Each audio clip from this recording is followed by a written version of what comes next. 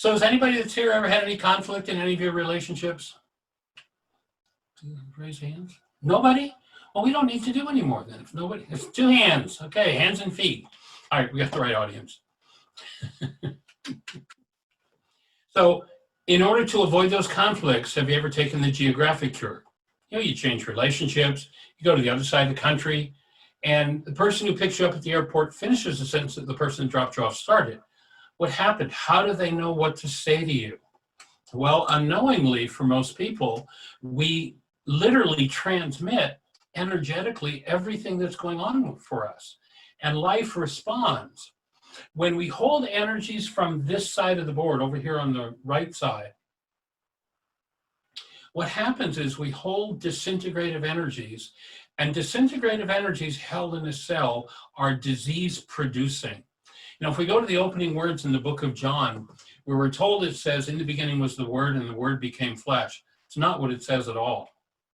What it says in Aramaic is, in the beginning was the mind energy, and the mind energy became flesh.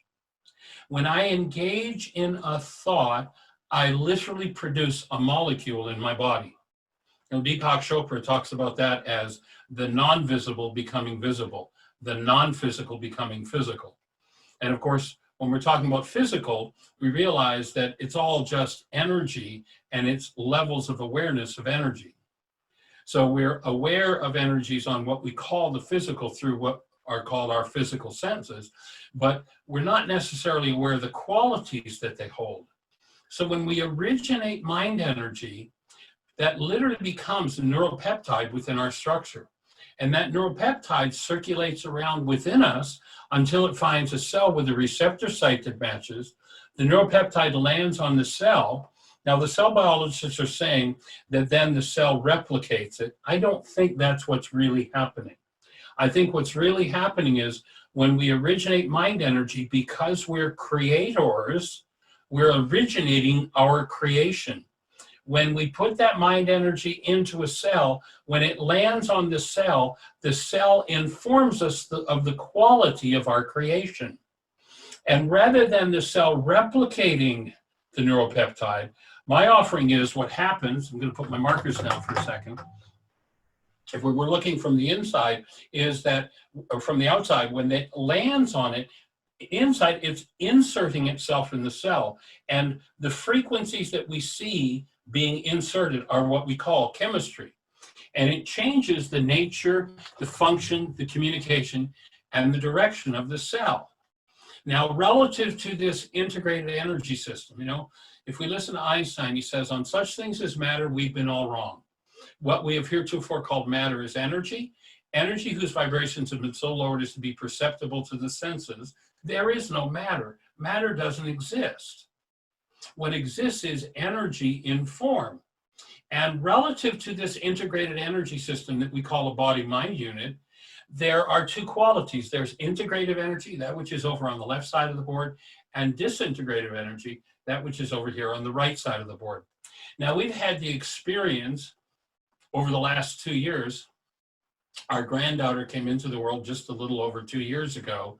And, you know, it was this little baby, little structure. And you know something? She doesn't look like that at all today, 2 years later. And she doesn't look at all like she looked at a month or 2 months or 3 months or 4 months or 5 or 6 or 10 or 20. And what you have to conclude, if you get out of the dullness of incapacitated perception, what you notice is this form is a piece of plastic. It's in a state of becoming. And it becomes according to the energetic patterns in which we engage. If we engage in these things on the right side of the board, hostility and fear, grief, rage, anger, sadness, jealousy, revenge, then we're continuously putting into the cells that are storing that particular energy. And my offering is that every cell in your structure functions as a brain cell, functions to store information. And so we're literally changing the plastic nature of every cell and overall the whole structure of this thing we call a body-mind unit. And we're laying that on top of, we can't just step in, or at least normally. I think we get to a level of power where we might be able to, but we don't just step in and make an instant change in a whole structure. Why? Well, there are 1,000 generations of that mind energy becoming flesh within each of our structures. We don't have to direct its becoming, it's happening. But as we grow in awareness and choose to engage in energetic patterns, we start to direct its becoming. This side of the board, we direct it into the disease process. This side of the board, we direct it into health and wholeness and higher states of being.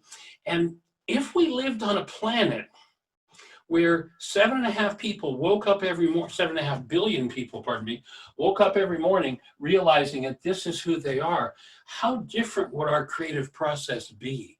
If we didn't have people playing these games, if we weren't playing these games, how different would this piece of plastic look for each of us? What would it be capable of? And as I say, when we engage in that mind energy and it lands on the cell, that mind energy, when it's of a disintegrative nature, the cell says, ouch. It informs us that the quality of our creative process is off base. But what do we do? Well, what our culture's taught most of us to do is blame somebody else for that.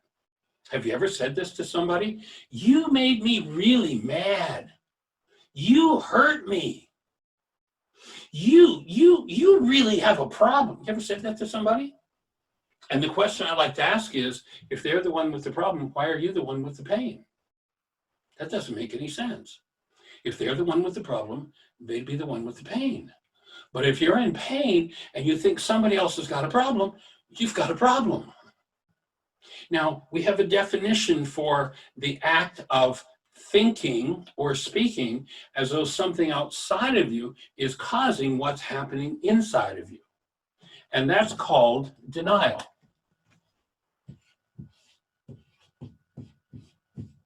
So denial is the act of thinking or speaking as though something outside of us is causing something inside of us to happen. Now, something outside of us can cause something that's inside of us to move or intensify in its movement, but it can't cause that energy to be there. It has to be there in the first place. But when we live in this game of denial, whenever I feel this way, I talk about them or somebody or anybody. What happens is that in order to pretend that my feelings aren't coming from the interaction of my mind energy and my cells, I have to hide that whole process from myself. I literally have to dissociate from that process. And I have to hallucinate. I have to generate a worldview, a perceptual construct that tells me that the problem is really out there. And of course, one of my favorite tongue-in-cheek lines, which many of you have heard me use many times, is, if you've been through it 87 different times with 42 different people, how is it that you're the only one that was there every time? Sooner or later, we have to acknowledge that we're engaged in our own lives. But if we spend our whole lives in denial, you made me mad, you made me sad, you made me angry, you hurt me, that upset me, they disturbed me, then we have a device called a mind that continuously constructs the world we see as though that was true.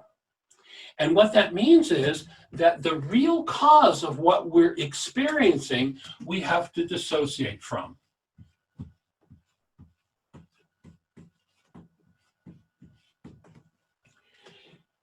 And if you were involved in this work back in the early days, you'll remember that I used to write on the board, deny, suppress. And it totally changed the work when I was given this instruction. I mean, I had specific instructions that were given internally from Ruka that said, Michael, no, it's not suppress. It's not merely hiding something from yourself. It's locking it away and throwing away the key. Once you're in an arena where you're in denial, you made me mad, your mad is no longer yours to change. So guess what? You now have a life sentence of mad. Anybody and everybody that can trigger that into activity can seem to make you mad. Why can they make you mad? Because mad is there. And if mad is there, it's an energy. And if you pushed it down 1,000 times, there's a very intense high energy wave radiating out from you that says to all the world on an energetic level, hey world, is there anybody that knows how to make me mad? Have you ever noticed there's never a shortage of volunteers? Why is that?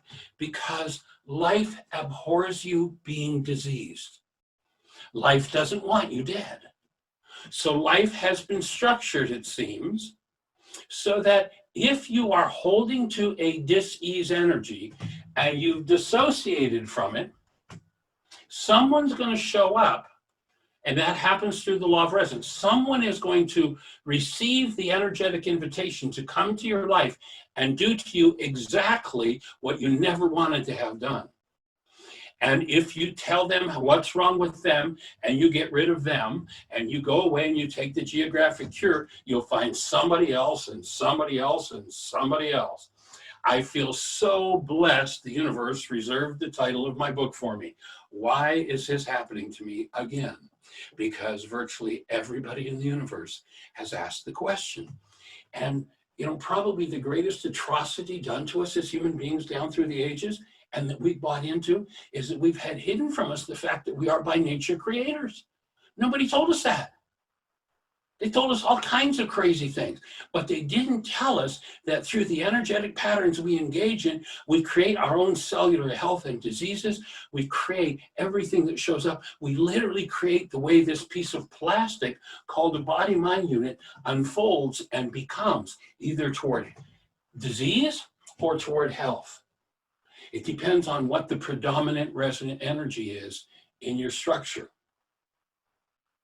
So for people who live in this state of denial, this state where it's all everybody else's fault, they hold all of these causes within themselves, but they press those causes down, hide them from themselves, and by so doing, intensify them every time they have to press it down, and therefore send out a signal that gets even stronger and stronger and stronger. You know, imagine that I've got a 3-foot diameter spring that sits here on the floor and it stands 3 feet high. Can that spring do anything sitting there on the floor? Not at all. But what happens if I push down on it and lock it? And I push down on it and lock it. And I push down on it and lock it. What happens after years of doing that? And I let the lock off. A lot of power stored in the spring. If I've been spending years and years and years telling everybody else why they're the problem in my life, I'm pushing down that energy, adding energy and information to it. And by so doing, I'm setting up literally an attractive energy field that will resonate or pull somebody into my life to do it to me again. So when I live life that way, when that's the game that I play, the things that I most don't want to deal with are literally stored in brain cells. When I talk about building brain cells in this work, I'm not talking about building new physical structure. I'm talking about the fact that every cell in the structure is designed to store information, literally to store frequencies. So every cell can hold energetic patterns and therefore function as a brain cell. When there's certain brain cells that I don't want to deal with, things that I'm in denial about, I push those things down and hide them. I intensify them, and by so doing, I set up a high energy wave. Now, I didn't know at the time how important a piece of information this was going to be way back, and this goes back probably 35 or 36 years ago. I used to keynote at a conference called Global Science out in Colorado. And one year, a gentleman named Marcel Vogel came to the conference. Marcel was a 23-year senior scientist from IBM. He was the only non-degreed scientist that IBM ever had on their payroll. And the reason he was non-degreed was because he was self-educated and nobody could teach him anything. At the age of 11, Marcel invented chemical light. You know, you go to a football game and they've got these light sticks. and you break the glass tubes inside the plastic and the chemicals mix and they light up. Well, that was Marcel's invention. He invented that 11. His family didn't have the money. Marcel patented it himself. If your computer works, guess why? Marcel invented the magnetic coating on the plates of your hard drive that allows your hard drive to store information. That's the kind of mind that Marcel had. And what he did this particular year is he brought a thing called a Delaware camera. It was created by a man out of England named George Delaware. This camera is a little different than your average camera. Normally, you click the shutter, the aperture opens, light energy comes in, it's registered on the photographic plate, you develop it, you've got a picture. Not so with the Delaware camera. In between the aperture and the photographic plate, there's a tuning mechanism. So you can literally tune the camera, somewhat like a TV set or a radio, as to what frequencies it receives. And so what Marcel was able to do with this camera was he was able to attune it to the frequency of waves that leave the mind when we think a thought. And what Marcel was able to do was to take pictures of the high energy waves that leave the mind when we think a thought. So whatever we're holding in the way of mind energy within our structures, from our own lives or from our genes, we're literally sending out a composite of frequencies continuously. And because the universe is governed by the law of resonance. Now, the law of resonance, simply stated, says this: when two energy systems are in tune or in harmony with each other, there's an interchange of energy between them when one system is amplified above the other. You probably remember from physics class in high school. You took a middle C tuning fork, you hit it on a desk, and you put it in front of a second middle C tuning fork. The second middle C tuning fork was not moving. But when you put the first energized tuning fork in front of it, the second tuning fork started to move. It's called resonance, transfer of information.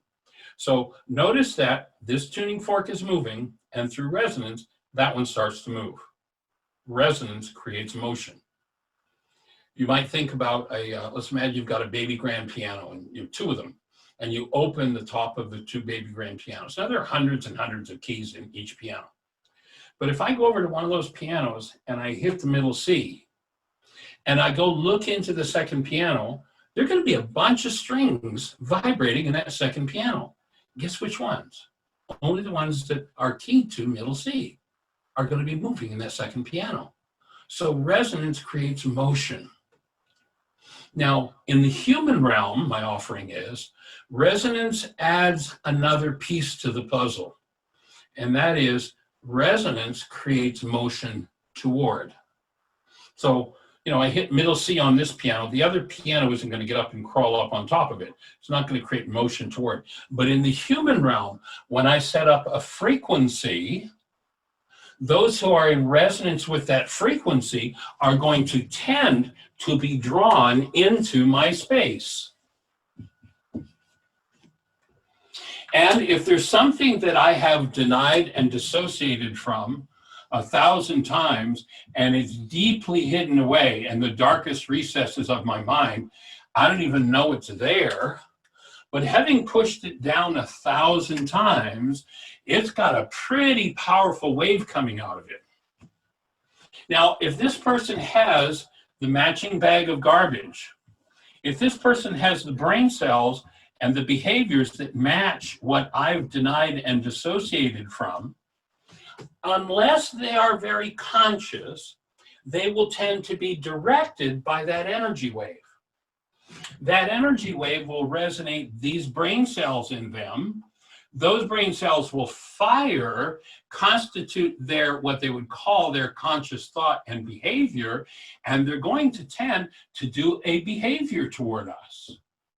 Guess what the behavior is likely going to be? Let's see if that's true. Has anybody ever gone into somebody's space totally committed to being loving, nurturing and caring, and all of a sudden found yourself functioning like a mad banshee? What happened? Well, here's my offering. You went in totally committed to being loving and nurturing and caring, but their high energy wave set something else in motion in you. it resonated your mad banshee. And when your mad banshee started to move, that took over your behavior, and there you were doing it to them again. That's how the why is this happening to me again principle occurs. And guess what?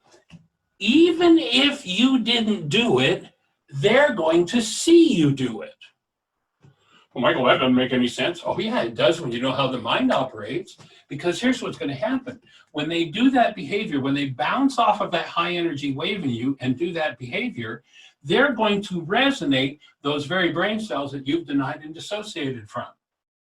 When those brain cells start to fire, they're going to create a perceptual construct that will be projected from those brain cells, and you're going to show up in their mind. Literally, they will see a body that they call you in their mind with and made up of the threads of energy of what you've denied and dissociated from. So they're going to show up in your mind with your problem attached. You're going to see that it's their problem. It's going to be really clear to you. But then, notice, you've been through it 87 different times with 42 different people, and you're the only one that was there every time. This is an internal process that comes about as a result of denial and dissociation. So what happens when we deny and dissociate, this is the energetic pattern that occurs, and then when those brain cells fire, and we live in a culture, psychology tends to tell us that projection is taking something that's inside of you and putting it outside of you. That's not projection. That's externalization. Projection is when I take brain cells I've denied and dissociated from, and I generate perception out of it. I generate the picture world that I see. Now, it's interesting, and of course, we've been teaching this for decades, but a couple of years ago, I don't know, it's maybe 4 or 5 years ago now, we came across some research that was done by the CIA. If you go to cia.gov, you can download a book. God knows how many taxpayer dollars they spent on it. It was called The Study of Human Intelligence. And there's a chapter in it on perception. They're studying how perception works. And here's their bottom line conclusion. You can go to the CIA website and download this book free. What it says is, the mind does not record reality, the mind generates reality. This perceptual world, the world that you see, is a generated world.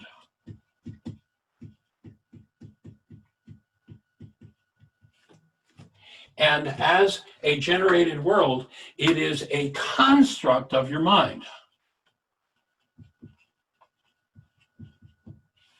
And until you interrupt what's at the root of the way your mind constructs the world that you see, you will tend to be stuck in this pattern of denial, dissociation, and then projection.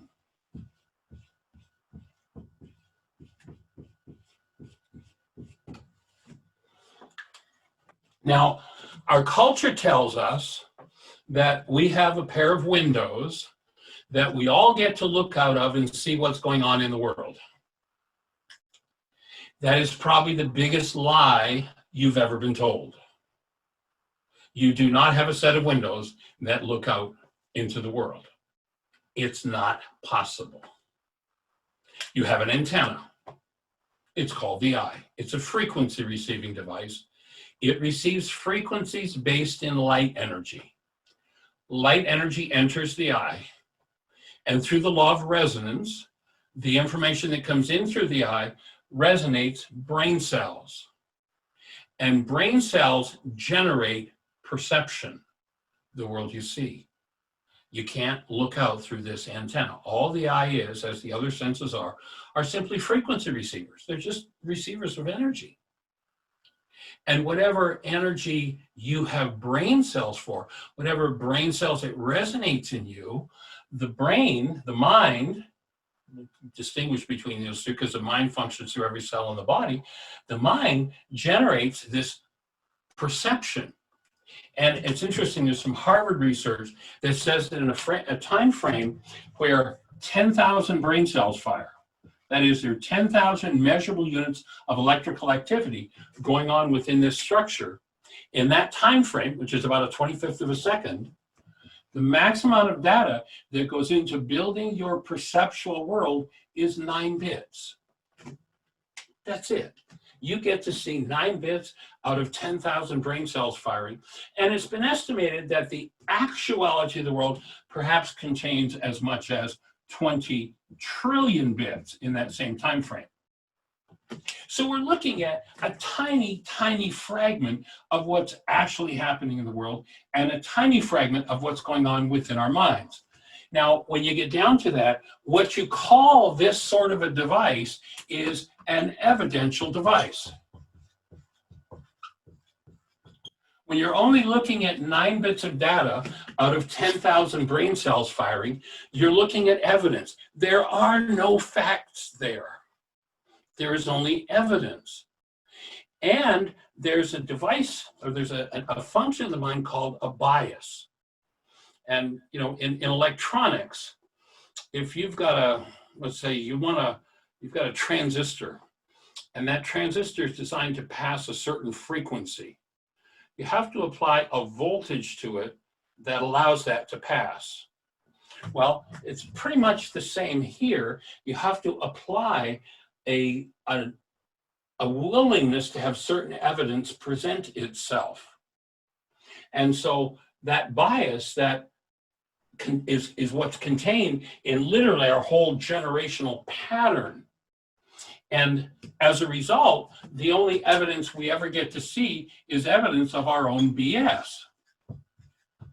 And of course, that's belief system. Anybody else have a different reality for those initials? If you have a different reality for those initials, I'll invite you to notice that's your reality. It's not mine. It's a belief system. I've had people who got upset with me for writing the initials BS on the board. And notice that they weren't upset because of my meaning, my reality, my perceptual construct for BS, belief system. They were upset and disturbed by a perceptual construct in their minds for those initials. Yeah. All upset is internal. You can't be upset unless you have an upsetting energy within yourself. And if you live in denial, they upset me, then dissociating from that upset, you will project it into your brain's image of someone else, and an endless procession of people will show up being the problem in your life. But you're the only one that was there every time. And when you understand that, these eyes don't see out there, but the world you see is generated from the firing of brain cells within you. Dr. Tim introduced a video by a gentleman, and take a look on, you can go into YouTube and search for Anil Seth, A-N-I-L-S-E-T-H. And he does a beautiful presentation where he informs us that the brain doesn't see light and the brain doesn't hear sounds. No such thing happens. The brain, the perceptual system, is constantly making its best guess about what's going on out there. When you realize that's how your perceptual system works, and you realize that perception has a quality, you got to have a standard by which to measure the perceptions you're going to accept and the ones you aren't.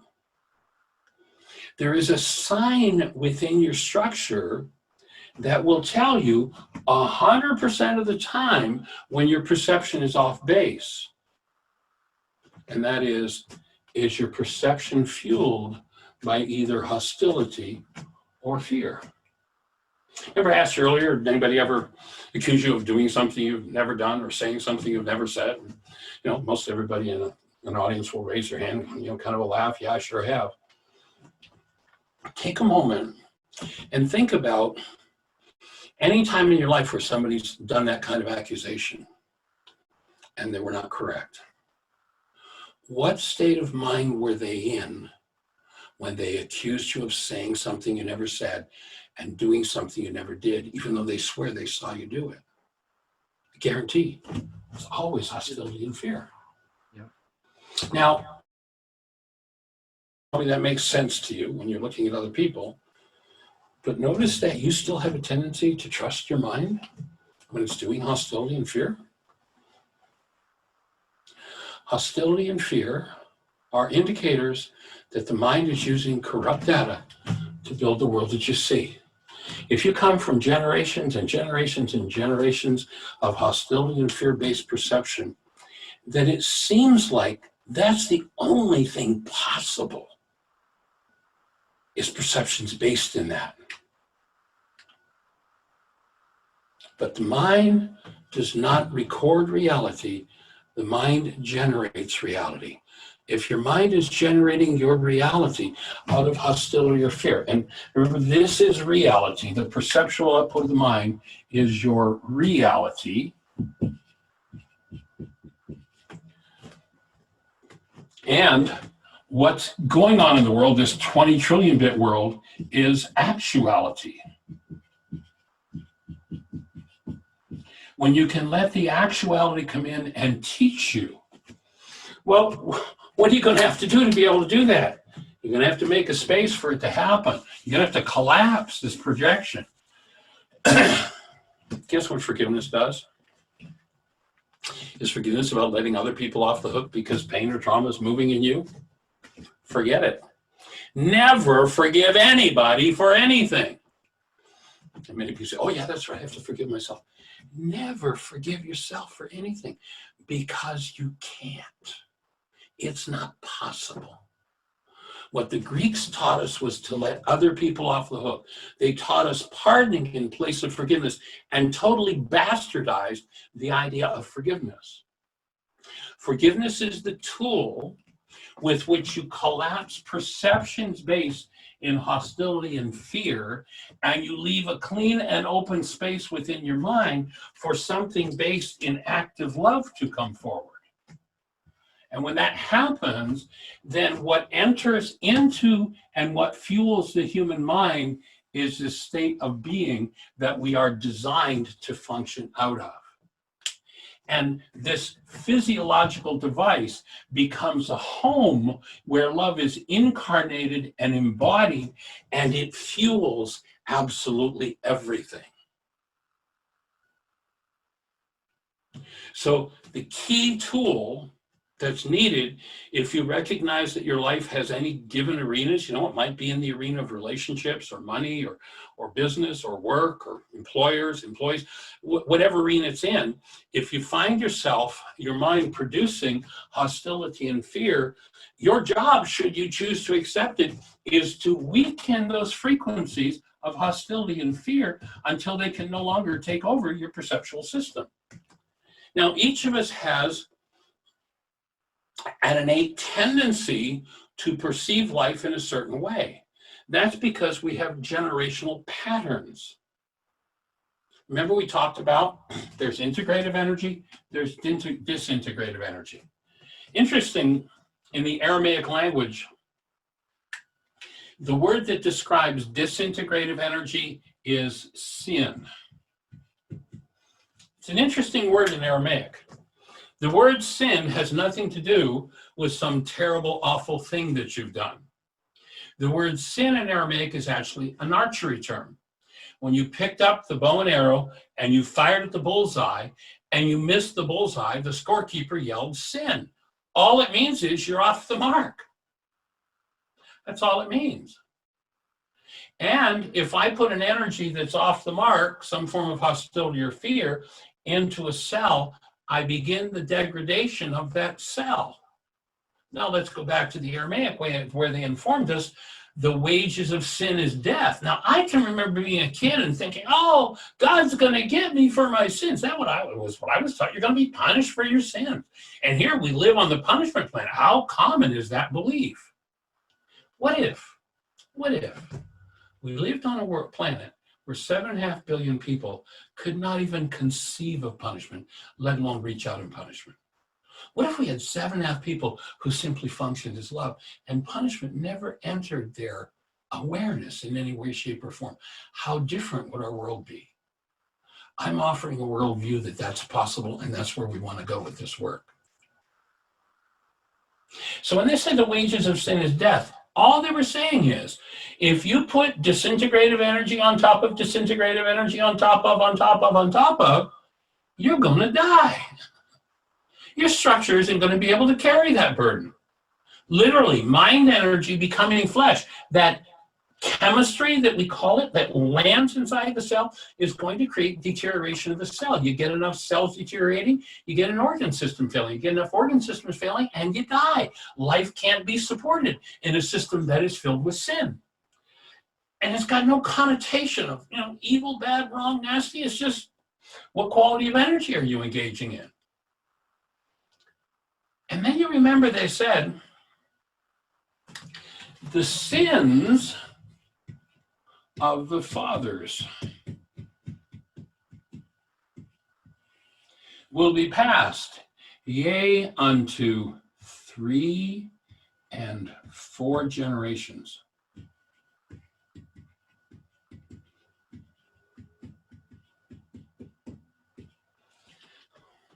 This is straight out of Scripture, and guess what? It's got nothing to do with religion.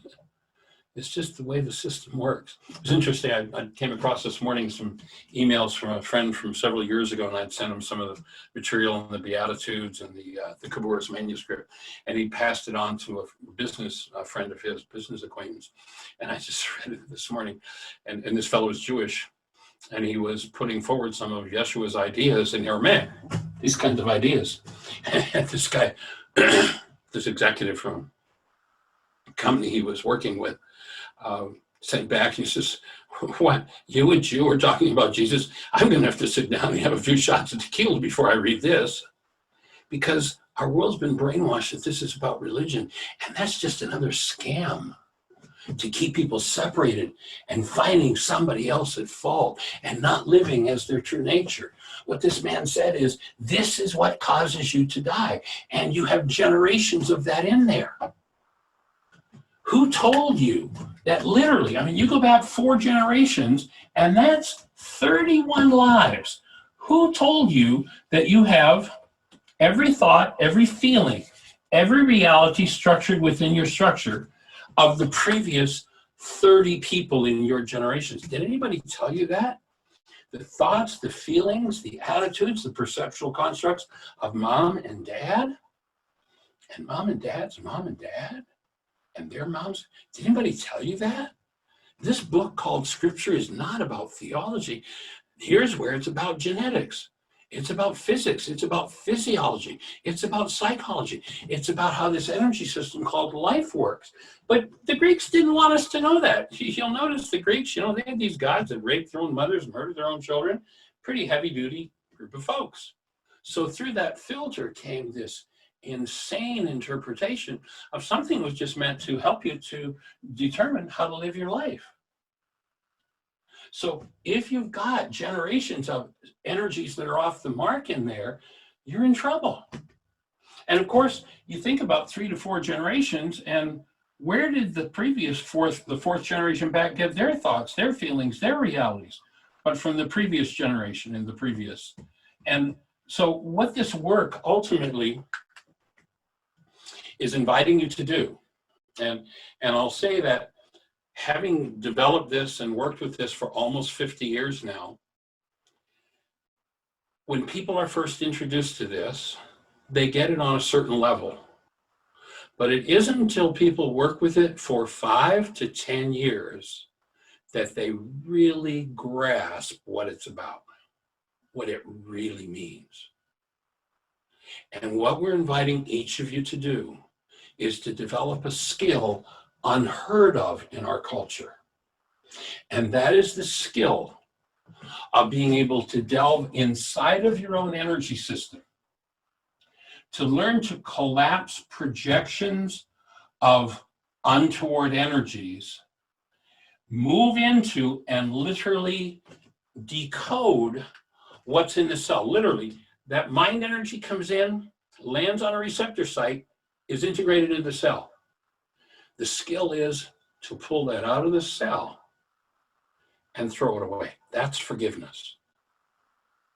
And to be able to literally develop the skill to go down to the point where you literally are sensitive enough to the energies contained within your structure that you can go back into the generational patterns and pull the neuropeptides out of the genes that create that pattern, that create this inclination that's activated in certain ways in your life. So we're inviting you to develop a set of skills. And it doesn't happen on day 1 or day 2 or day 10 or day 20. You know, I have people like, oh, I got $5 in 5 minutes. Tell me everything you know, Michael. No, it's not how it works. I use an example of that. And I say this by way of hopefully inspiring you to really take, I'm suggesting you do at least 2 worksheets a day in each assignment as they come, as we go through this intensive. And if you do, through the period of the 14 weeks, you'll integrate it into your life as a habit, and it will become yours for life. It's one of the benefits of doing this intensive this way, as opposed to people coming to Heartland for 16 days and doing it all, but then taking it back to their lives and trying to integrate it into their daily lives. It's a challenge. But ultimately, what we're inviting you to do is to develop the skills of being able to go into the deepest parts of your structure, access what's there and what doesn't belong, to literally be able to throw it away, to remove it. And what does that look like? What are we capable of? And I use an example. Michael J., my son, is a computer nerd. And when he was about 15, he decided he wanted to learn about computers. And I had a student friend in Kansas City who was a former NASA computer scientist. And he's someone that I'd worked with for several years. He'd done my work, and we just became buds over the years. And so I called Graham and I said, hey, Michael J. wants to learn about computers, and I know you've got a computer school aside from about 4 computer businesses. Can Michael come and work with you? He said, sure. And Michael J., of course, was raised at Heartland. And thank you to Fran Tyner, because Fran was the first 2 or 3 years that we were at Heartland. And Michael J. was, I guess he was about 8 or 9. And he became Fran's tail. He went everywhere Fran went. And Fran just had this ability to do anything with his hands. So Michael learned that skill from him.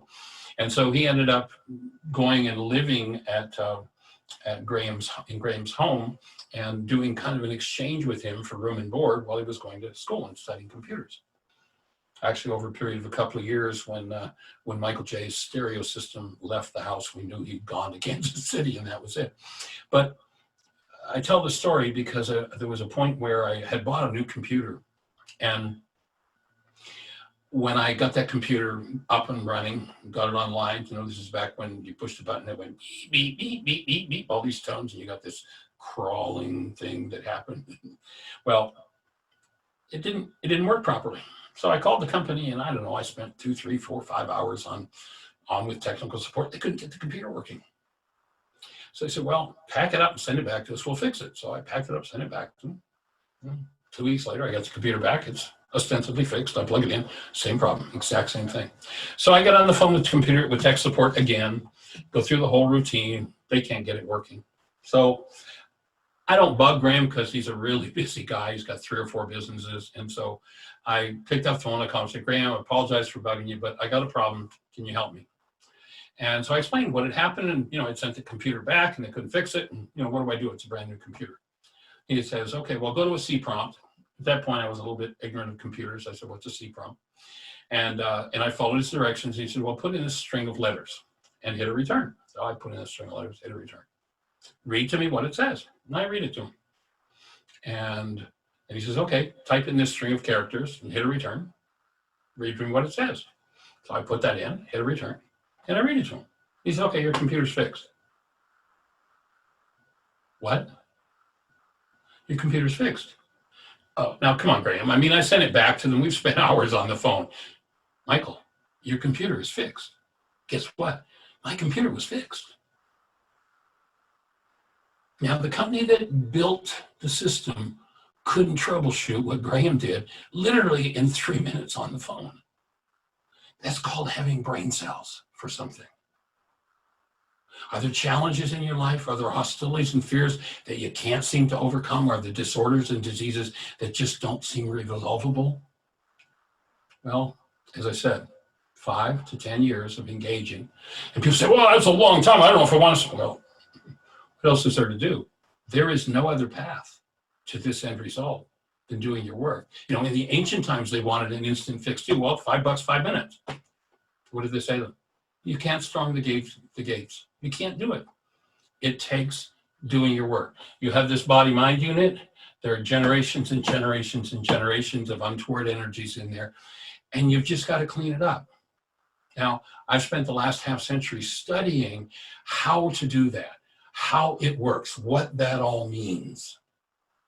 And this is my end result. It was actually the thing that inspired me to take it to the next level. My son just turned 40, was his birth. And when he came into the world, it was just like so awesome. I delivered him, or caught him with my hands. And it was just so amazing. And then I looked at the world at that time, and it's like, well, if somebody doesn't do something, there isn't going to be a world for this little one to grow up in. And this is what I did. And so I invite you to be on the team and be part of the process and key into how this process of healing works, what it really means. And the core of the forgiveness process. We're not actually going to get into doing the worksheet tonight, but we're going to get into what the core of the forgiveness process is. And from there, you can tap into, and you can go to our website, or pardon me, to your phone's app store, and just type in the words Heartland, Heartland, one word, Aramaic, Aramaic, forgiveness. And you'll be looking at the world's, as far as I know, only forgiveness app. You can do the worksheet. There are 2 different versions of it on your phone now, once you download that.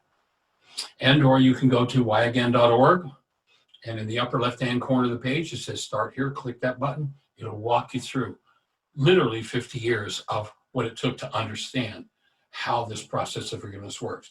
And what I'm going to explain to you right now, I didn't understand until I had worked with this for about 35 years. It took that to decode from the Aramaic and come to understand all of the aspects of how this comes together, the physiology, the physics, the psychology, the genetics of it, and how it all works. But suffice to say, in its shortest form at this moment, perception is the output of your mind. It's made of 9 bits of data.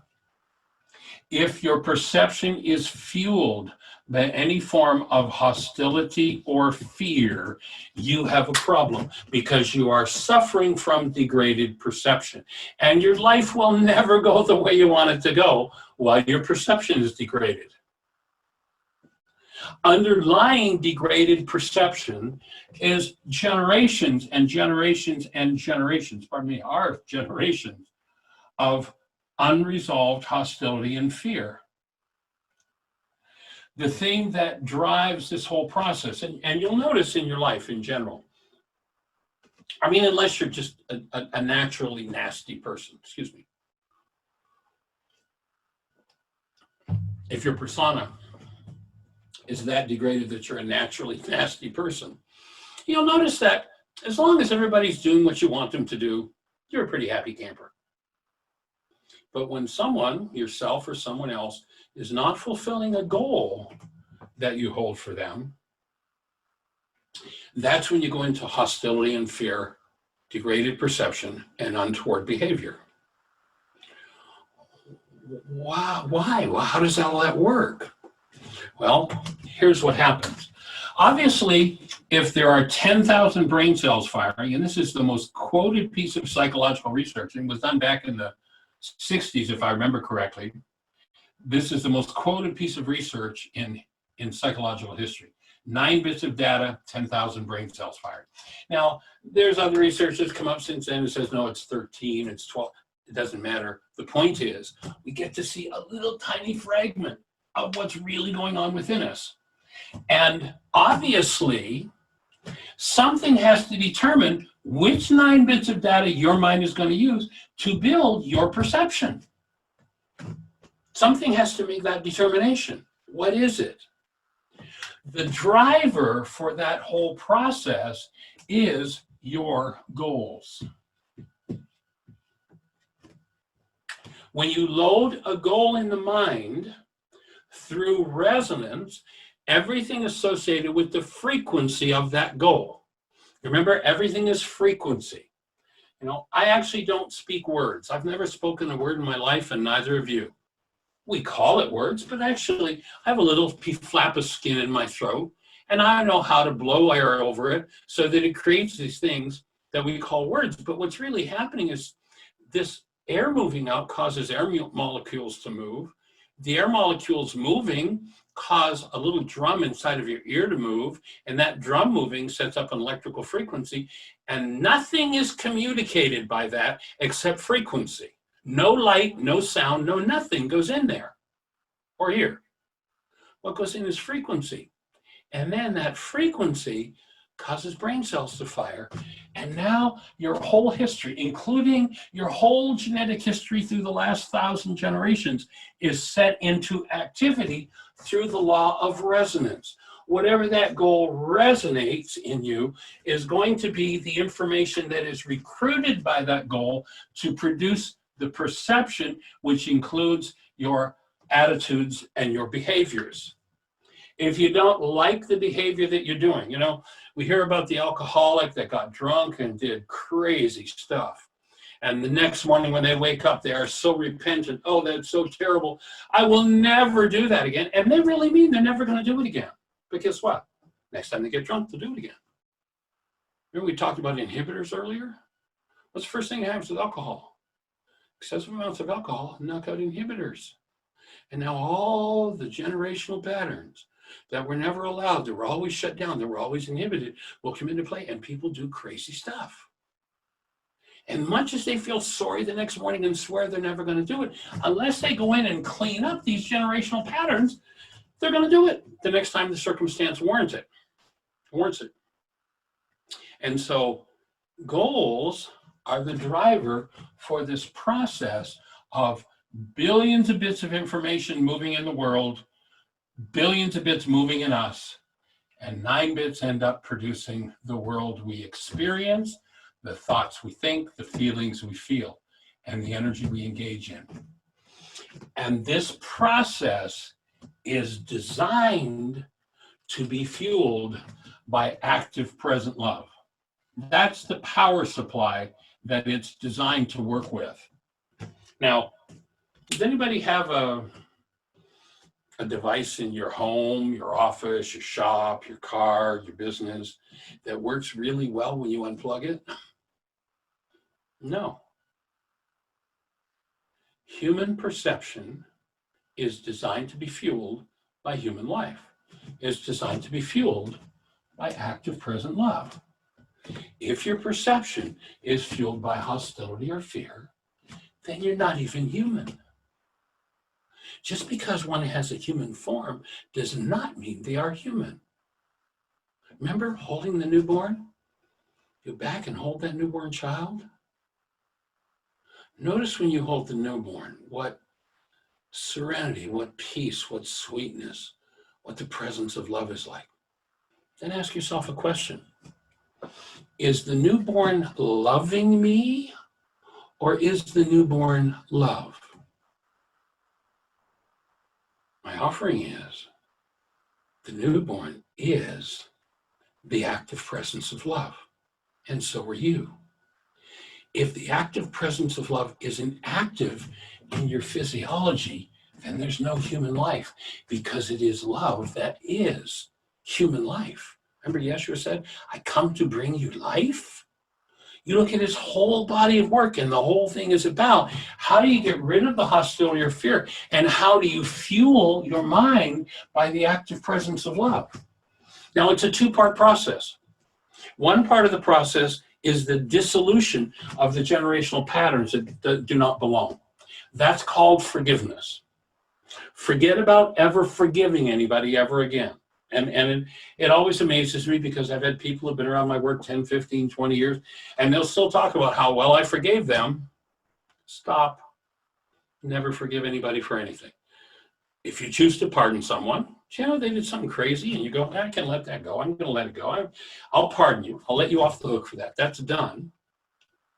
But if you call that forgiveness, you won't actually do the next level, which is go inside yourself and remove and clean up the untoward energies that never belong within a human structure. So forgiveness is about the removal of what never belonged. That's half of the process. And the other half of the process is the integration of active love into every cell, to literally create a space in this form where love actively shows up in physiology. Now, the short form of the forgiveness process, and again, please use the radio show, ask questions. The short form of the forgiveness process is, the word forgive in Aramaic is shabag, and it literally translates from Aramaic to cancel. Now, what is it that I cancel? Do I cancel you? Well, that's murder. Probably not a good idea. Do I cancel myself? Well, no, that's suicide. Let's let that one go. But what in every circumstance where I have upset or discernments going on, that means there's an untoward energy moving in my physiology. If I'm going to come out of my denial, what is it that I can cancel to change that whole process? When I cancel my goal, the perception generated as a result of that goal collapses. When it collapses, I now have a clean and open space within my mind where these underlying energies can surface. Because when I cancel a goal and collapse a perception, what happens is a pathway is opened into the unconscious or the dissociated content. And what I've dissociated from, depending on my level of willingness, what I've dissociated from will start to come upward to awareness. Now, when I say awareness, it might just be awareness of the energy moving. And it might be specific memories of things that have happened. It's not necessary to go back and remember each dark, dirty, nasty thing that happened in your life. And it's not about laying on the couch and, examining what happened for 30 years until you find that thing. It's about living in and as the active presence of love, making a commitment to that. And as you walk through life, the next piece of work you're ready to do, resonance will bring somebody to you that will resonate what you need to deal with. If you keep it hidden, then you'll only get this surface projection and you'll think it's somebody else. When you cancel the goal, you collapse that perception. It took me 35 years to learn this piece of information. And I understand why the Greeks turned it into pardoning, letting other people off the hook. I understand it fully, because until you've got all these pieces, the physics, the physiology, the high energy waves, until you put all those pieces together, canceling a perfectly good goal does not make any sense at all. Gee, I just want that person to cherish me. And they're raging at me. Why would I cancel my need to be cherished? Because I'm in terror. Oh, so my physiology is producing terror because I want to be cherished. Oh, so Michael, what you're saying is what you now understand about me is that in my file on being cherished, there's terror. Oh, okay, I see. So if I cancel my goal for them to cherish me, my projection on them collapses and it opens a pathway into all this terror that's stored within my brain cell structure, and maybe the terror that's stored from 30 generations ago that needs to be unwound. Oh, now I'm starting to see what forgiveness is as I cancel the goal. Now, I have a 9-bit processor, so we're going to call it for the sake of whatever term we're going to use. If I've got something that's been going on in my bloodline for 25 or 200 generations, and I can process 9 bits at a time, what chance do I have? It's impossible. I mean, it's silly to even try. Fortunately, this man Yeshua understood another major piece of information. And that was that at creation, there was a power put in us that in Aramaic was called Ruka Dekudsha. The Greeks translated these words as the Holy Spirit. There's nothing about a disembodied spirit being in the term Ruka Dekudsha in Aramaic. In Aramaic, those terms speak of a feminine elemental force in us that undoes the effects of our errors and teaches us the truth. So when I become willing enough, I will literally, one of my best examples for, 35 years or more. If you were in my workshop 35 years, or well, 15 years ago, these weren't the words at the top of the board. This word was suppress. Literally, as I'm sitting and I'm making some changes to the worksheet, and the one you see on the website now or in the app is probably at least version 3020. I was sitting doing some work with it, and literally I'm told inside my head, Michael, it's not suppression. That's not clear enough. It's dissociation. What do you mean dissociation? It's not just that you've hidden it away. It's that it's no longer yours. It's gone. You can't change it.